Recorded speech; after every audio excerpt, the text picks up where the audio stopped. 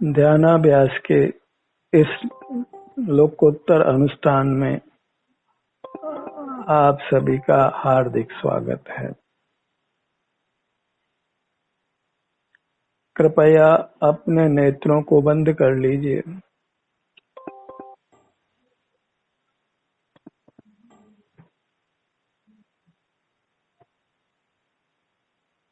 और अपना ध्यान अपने आप पर ले आइए।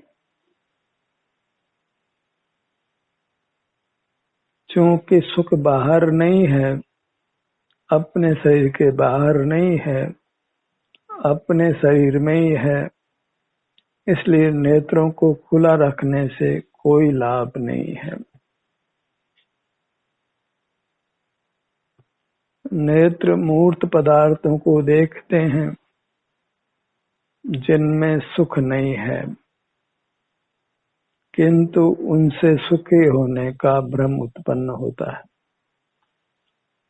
उस भ्रम से ही संसार है, उस भ्रम का निवारण करना है। उसके लिए अपने शरीर में सुख है, इसलिए अपने शरीर से जुड़िए। इस मूर्त शरीर में हमारा अमूर्त शरीर भी है, हम भी हैं इसी के बराबर।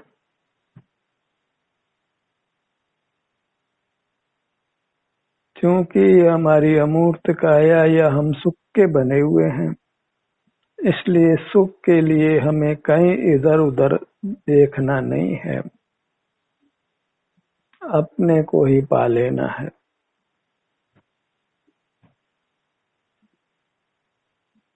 जहाँ हम इधर उधर देखना बंद करते हैं, वही हमको हमारी निधि मिल जाती है।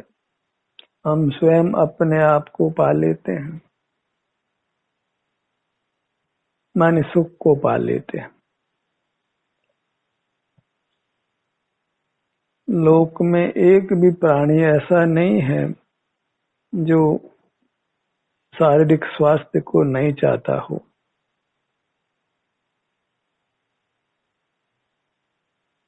बस शरीर स्वस्थ कैसे रहता है उसकी विधि को नहीं जानते हैं, उस विधा को नहीं जानते हैं। नेत्र बंद कर अपने शरीर का एहसास करने से ही हमारा शरीर अत्यंत स्वस्थ रहता है, सुखद रहता है, सबल रहता है, निरोग रहता है। इतना ही नहीं, हम इस मूर्त काया के बंधन से मुक्त होकर परमात्मा हो जाते हैं और अनंत काल तक सुख से ही रहते हैं। ऐसे महत्वपूर्ण अनुष्ठान से हम बहिर्मुख रहकर वंचित रहते हैं। कितना ही जीव ज्ञानी होने का अहंकार करे कि मैं ज्ञान स्वभावी हूँ, ज्ञान वाला हूँ, तथापि उसको इतना होश नहीं है कि सुख अपने से युक्त होने से ही मिलता है, बाहर के जानने से नहीं मिलता है। बाहर का जानना सब वृथा है, फिजूल है, दुखदायक है, और जो दुखदायक है वो हमारा स्वभाव कैसे हो सकता है।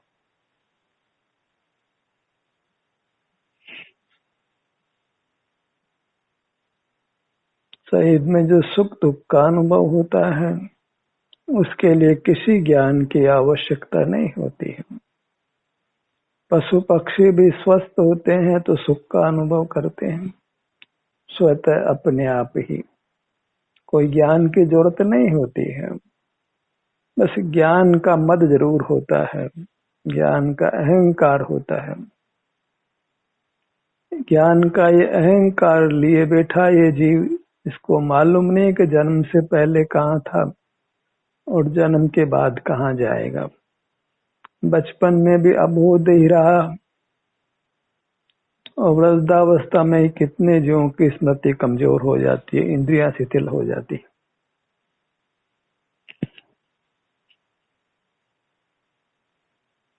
यदि जीव अपने शारीरिक स्वास्थ्य को ही चाहे, उसी को पाना चाहे, और अपने से युक्त होने से वह शारीरिक स्वास्थ्य माने सुख मिलता है, तो फिर वो सुगमता से सुखी हो सकता है। दुनिया भर के बाहर के अनुष्ठान, दुनिया भर का लौकिक ज्ञान और पारलौकिक ज्ञान, उसके बिना ही ये जीव केवल सिर से पांव तक अपने से युक्त रहकर आत्यंतिक सुखी हो सकता है, परमात्मा हो सकता है। यही परम ब्रह्म परमात्मा की उपासना है।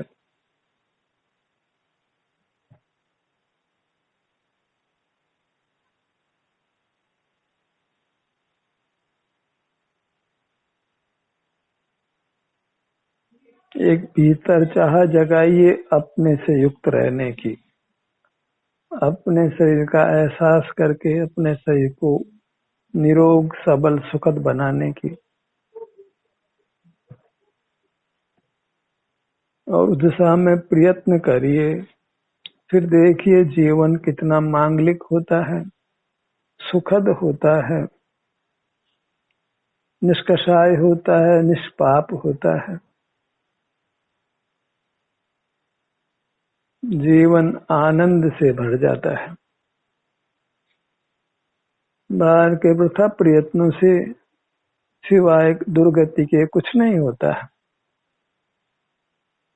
शास्त्रों में भी कहा है, बहु आरंभ परिग्रह नारकेशु, बहुत आरंभ और बहुत परिग्रह धन सामग्री को इकट्ठा करना, उसके फल में जीव नरक में जाता है, माने बहुत यातना, बहुत दुख भोगता है।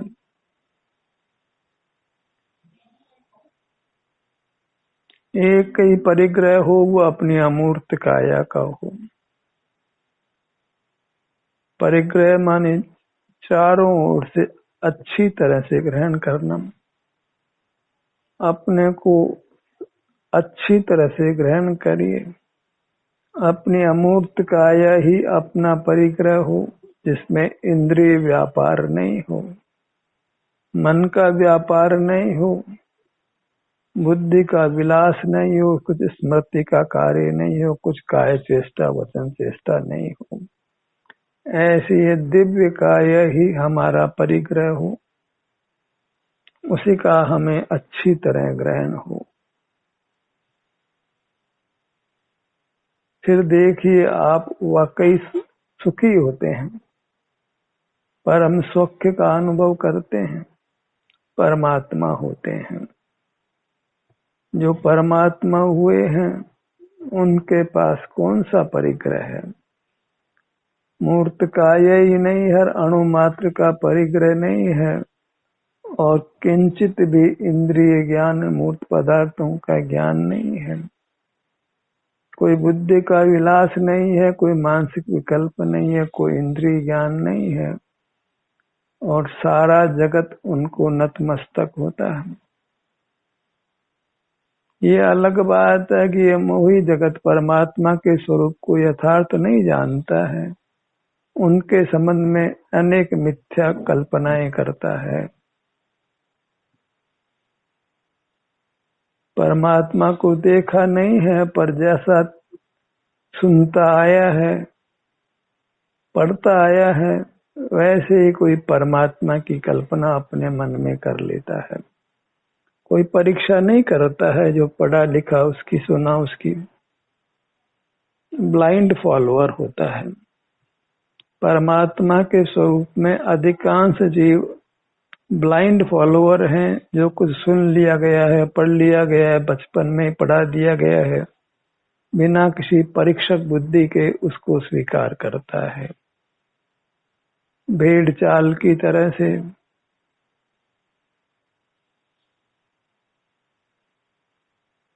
परम माने उत्कृष्ट, आत्मा माने जीव। उत्कृष्ट जीव जो कर्म के बंधन से जिसने आपको छुड़ा लिया है, दुखों से छुड़ा लिया है, वही उत्कृष्ट जीव है। वह कोई लोक का कर्ता धर्ता भोक्ता ज्ञाता नहीं है, वह तो अपने आनंद को पा चुका और आनंद में रहता है, अपने में ही निवास करता है। भगवान का दूसरा नाम शब्दकोश में भी ढूंढे तो कायस्थ है। जो अपनी अमूर्त काय में स्थित है, उपस्थित है, वही परमात्मा है। क्योंकि अमूर्त काय सुख स्वभावी है, इसलिए वह सुख का ही अनुभव करता है, परम सौख्य का ही अनुभव करता है। वह लोक का लोक को देखता जानता नहीं है, करना भोगना तो बहुत दूर रहो। ऐसा वो अपने में निवास करता हुआ परम सुख को भोगता है। अन्य कुछ जितना भी चिंतन है परमात्मा के संबंध में, वह परमात्मा का अवर्णवाद है। उनके स्वरूप को मिथ्या स्थापित करना है। हमको कैसा परमात्मा बनना है और परमात्मा होने के बाद हमारा क्या स्वरूप होगा, इसका ये सम्यक ऊहापोह है। अपने में लीन होकर अपने आनंद को हम भोगते हैं और परमात्मा होने के बाद भी वही स्थिति रहती है। बस आनंद की पूर्णता होती है और आनंद कभी समाप्त नहीं होता। अपने में लीन माने अपनी अमूर्त काया में लीन, सिर से पांव तक ऐसे भाग में लीन। कितना सा क्षेत्र कवर करना है, बस सिर से पांव तक हमें इतना सा क्षेत्र ही ग्रहण करना है। तो बहुत दूर नहीं जाना है, किंचित एक सूत भी दूर नहीं जाना है। जहाँ आप है वहीं रह जाना है। कितना सुगम कार्य है, जहाँ हिलने डुलने की भी आवश्यकता नहीं है, आंखें खोलने की भी आवश्यकता नहीं, कुछ सुनने सूंघने चखने छूने विचार करने याद करने कुछ बोलने कुछ सब ये सब नहीं है। केवल आनंद का भोग है, शांति का भोग है, वो भी अत्युत्तम है। विषयों की तरह विषय सुख की तरह नहीं है, थोड़े समय में ही कपूर हो जाता है। इतना ही सुंदर भोजन हो, थोड़े समय में ही हम मना करते हैं कि अब नहीं चलेगा। कोई भी भोग की सामग्री हो, कोई पांचों इंद्रियों के भोग हो, हम उनसे थोड़े ही समय में ऊब जाते हैं। और जबरदस्ती कोई करी जाए तो हम उल्टा हमको दुख होने लगता है, कष्ट होता है। जो भोग सामग्री प्रथम सुखद अनुभव में आती है, वही थोड़े ही समय में दुखद अनुभव में आने लगती है। अर्थशास्त्र में इसको लॉ ऑफ डिमिनिशिंग यूटिलिटी कहते हैं, गिरती हुई उपयोगिता।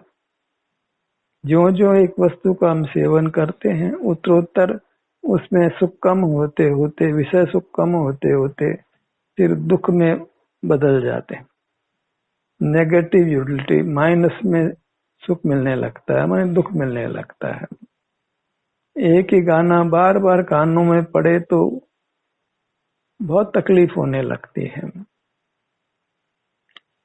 कितना ही अच्छा गाना हो, बार बार सुना जाए तो हम कष्ट में आ पड़ते हैं। कितना ही सुखद भोजन हो, कोई भी इंद्रिय का भोग, कोई मानसिक चिंतन हो, कोई स्मृति हो, उस सब से हम थोड़े समय में तंग आकर आकुल व्याकुल होने लगते हैं। और एक और अपने मूर्त है, पुरुषाकार मूर्त से के आकार, जिससे हम युक्त होते हैं बाहर के जगत से हटकर, जिसका सुख हम अनुभव करते हैं। वह आराम या वेदना कोई जानी नहीं जाती है, भोगी जाती है। अगर जानने का विषय हो तो दूसरा जीव भी हमारे सुख दुख को जान लेगा।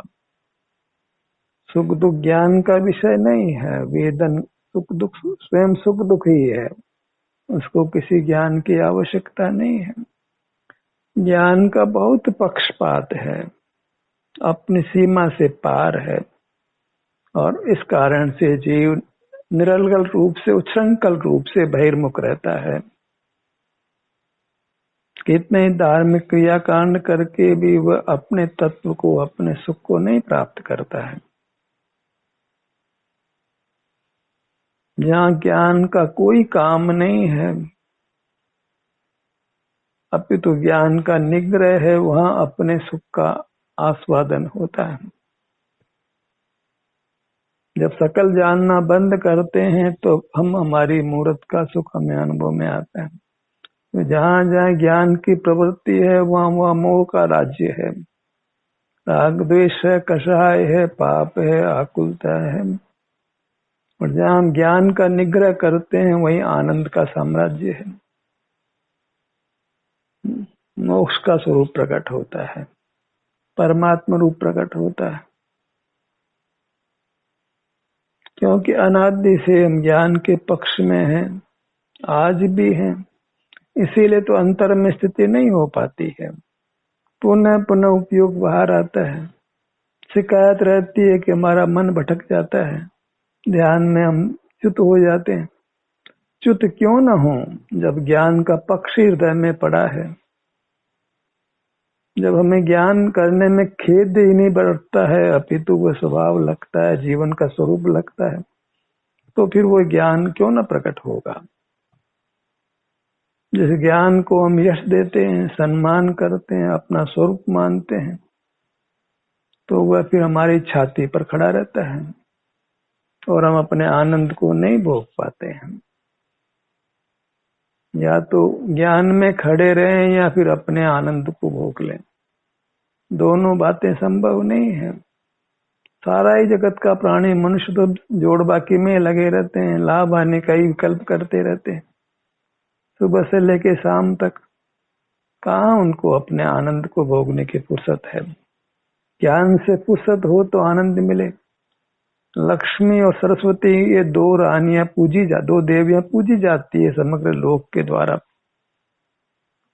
और वह उनके वश में रहता है। और एक पता ही नहीं कि उनके वश में रहने से ही ये दो देवियां उनको दुख देती हैं। वे कोई देवियां नहीं है, तो वो लक्ष्मी मानी भोग्य सामग्री, सरस्वती मानी इंद्रिय ज्ञान। उनको हम देवी के रूप में पूजते हैं, ये सरासर मूर्खता है। जो दुख के हेतु हैं उनकी हम पूजा करते हैं, तो सुख कैसे होगा। सुख के लिए तो अपना आस्वादन करना है, अपने सुख को भोगना है। इन सब ज्ञान कांड और क्रिया कांड से मुक्त होकर ज्ञान और क्रिया इनको जीव मोक्ष मार्ग मानता है, तो मोक्ष कैसे होगा। जिनके निरोध से मोक्ष होता है उसको हम मोक्ष मार्ग मानते हैं। मोक्ष मार्ग ज्ञान और क्रिया से रहित है, जहाँ केवल अपना अनुभव है, अपने सुख का भोग है, सुख का आस्वादन है, अपने रूप का आस्वादन होता है, कोई ज्ञान नहीं होता है। क्योंकि हमारा सुख रूप है, इसलिए अपने सुख का भोग होता है, वेदन होता है, अनुभव होता है। सुख ज्ञान का विषय नहीं है। अगर हम सुख स्वभावी नहीं होते, अमूर्त होते, तो अवश्य ज्ञान का विषय बनते। लेकिन हम मूर्त नहीं है, चेतन नहीं है, हम तो सुख स्वभाव, आनंदम ब्रह्मणो रूपम, हम तो आनंद रूप है। तो आनंद का तो अनुभव होता है, भोग होता है, वेदन होता है, ज्ञान नहीं होता है। पाँव में कांटा चुभा हो तो दर्द का ज्ञान होता, भले आप कहो हम दर्द को भोगते हैं। अगर दर्द का ज्ञान होना माना जाए तो दूसरे जीव को भी हमारे दर्द का ज्ञान हो जाएगा, क्योंकि ज्ञान तो उसके पास है, वो हमारे दर्द को जान नहीं सकता है, क्योंकि दर्द ज्ञान का विषय नहीं है। दर्द भोगा जाता है, दर्द माने दुख, दुख सुख भोगे जाते हैं। तो हमको अपने सुख को भोगना है, अपने सुख का अनुभव करना है। पांव से मस्तक तक इतना सुख का भंडार है, जहाँ हमें सुख का परिणाम उत्पन्न होता है, सुख होता है। जब हम बाहर से हट जाते हैं तो यहाँ सुख परिणमित होता है। सुख का होना, वही सुख का अनुभव होना है। हमें सुख अनुभव में आता है, अच्छा लगता है, तनाव से मुक्त हो जाते हैं, शांति में आ जाते हैं। अच्छा लगना ये ज्ञान नहीं है, ये सुख है और वह हमारा स्वरूप है। ज्ञान और सुख को मिक्स नहीं करें, एक दूसरे के आश्रित नहीं माने। सुख एक स्वाधीन परिणाम है, इसको किसी ज्ञान की आवश्यकता नहीं है, किसी बल की आवश्यकता भी नहीं। वो अपने आप में पूरा है। प्रभु में सब बातों पूरा, सब बातों में मेरा सुख सब प्रकार से पूरा है। वो किसी के अधीन पराधीन नहीं है। पांव से मस्तक तक ये सुख है, यह किसी के अधीन नहीं है। ये अपने आप में ही सुख है, आनंद का भोग है। इसको ज्ञान और बल की भी पराधीनता नहीं है। बाह्य के पदार्थों की पराधीनता तो दूर रहो। ज्ञान और बल तो प्रकट ही मूर्त के आश्रित हैं। इंद्रियां है तो ज्ञान है, मन है तो ज्ञान है, मस्तिष्क है तो ज्ञान है, पुद्गल मूर्त के सहारे है। बल भी प्रकट मूर्त के सहारे ही है। 2 दिन खाना नहीं मिले, 5 दिन खाना नहीं मिले, सब बल कपूर हो जाता है। एक सुख ही ऐसा तत्व है जो स्वाधीन है। सुख के अलावा कोई भी रूप हम अपने में चाहें तो वह बहुरूपियापन होगा, किसी पर के आश्रय से होगा। और बहुरूपिया होना अच्छा नहीं है, बदरंग है।